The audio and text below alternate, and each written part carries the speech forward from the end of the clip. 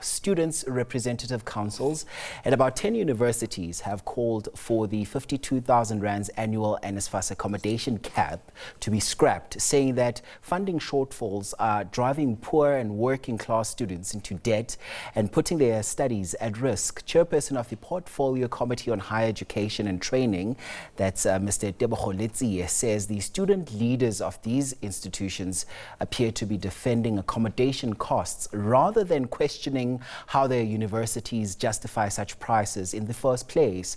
For more on this now, we're joined by the University of the Witwatersrand's SRC president, and that's Gilbert Nchabeleng. Mr. Nchabeleng, thank you so much for taking the time to chat to us on the program on this issue that is closest and dearest to your heart. So, first and foremost, the Portfolio Committee Chair on Higher Education, Mr. Tebogo Letsie, as you've heard there, on this platform actually yesterday, came through and said that he was shocked that yourself as the student bodies are calling for the scrapping of the 52,000 rands annual cap to be scrapped.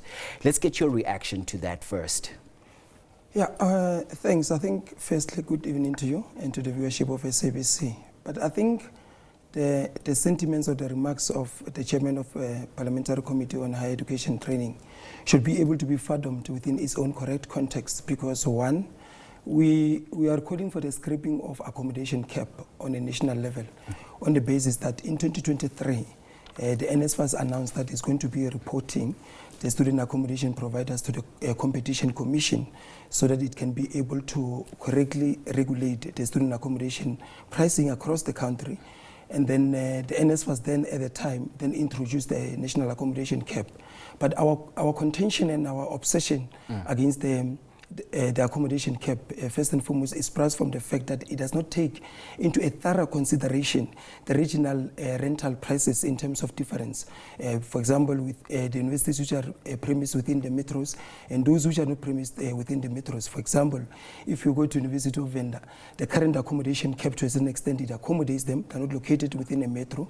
But you go to Stellenbosch University, which is also not located in a metro, but their student accommodation pricing rentals are actually exorbitant as compared to those in University of Venda. But of course, you can still go to metro universities like your University of Pretoria, which again is still facing the same problem of the student accommodation pricing in its entirety. So we are concerned with the accommodation cap not could take into consideration some of these factors. And of course, by the fact that NSFAS itself in 2023 announced that it's going to then take this crisis to the Competition Commission itself, and to this date it still has not reverted back to us, because the initial intention of taking this to the Competition Commission was so that you can regulate this crisis. And why was there a need to regulate this crisis?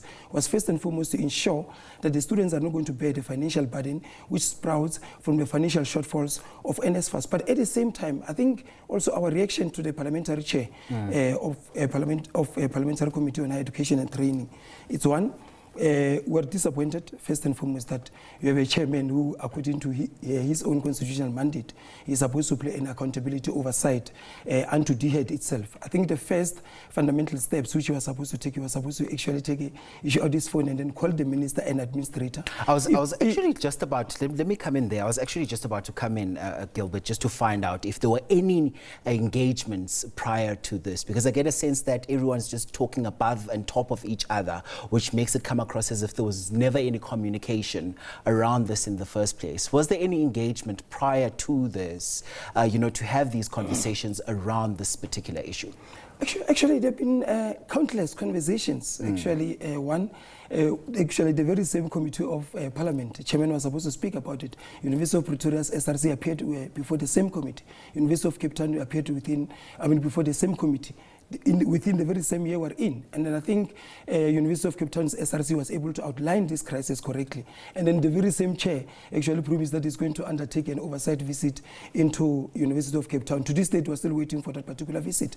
When you go to the context of University of Pretoria and University of Johannesburg, which of course did not appear before the Parliamentary Committee, but actually these two institutions even went into a protest as a result of the crisis which emanates from the very same crisis of the national student accommodation cap, which is inflicted by NSFAS. Actually not even inflicted, but imposed by NSFAS. So we're expecting chairman to first and foremost call of course, according to his own constitutional mandate, when he's supposed to discharge that, to then now go to summon the minister and the administrator of NSFAS to say the SRCs across the country are voicing that this is a crisis. Isn't this crisis existing? If so, then he must be able to find reasonable mechanisms to mitigate it. Actually, paradoxically speaking, the parliamentary member of the very same committee undertook 2 weeks back, undertook an oversight into NSFAS and discovered that we still have intermediary companies, middlemen companies, which are still existing when it comes to the provision, or rather, not even provision, but actually the mediation of the services when it comes to the accommodation itself. Yeah. But at the same time, just before that, I think University of South Africa in 2022, Chairman must go back to that, wrote a report, extensive report to Parliamentary Committee on Higher Education, outlining how the crisis of a student debt, mostly, great portion of it emanates from the financial shortfall of NSFAS as a result of the very same cap of the national, which is imposed by imposed by the very same scheme. Yeah. So that is why we're concerned. Yeah, and interestingly, you just bring up that structure, that also factors in the cost of living on the students as well, particularly when we look at the fees, when you look at the dynamics of space and time, that, some of the students that are in the metros would be paying far more than the other counterparts as well. So ideally, because part of us having this conversation is that we're able to also toy around with possible solutions, ideally, how would that funding model look like and who would be funding it? Look, in our call, and I think also Chairman was also supposed to be fair and firm, that in our call we are saying that there must be, we need a feedback on the announced reporting of the scheme, NSFAS itself, to the Competition Commission, and that the Competition Commission South Africa must be appointed officially to regulate the accommodation, student accommodation in its entirety.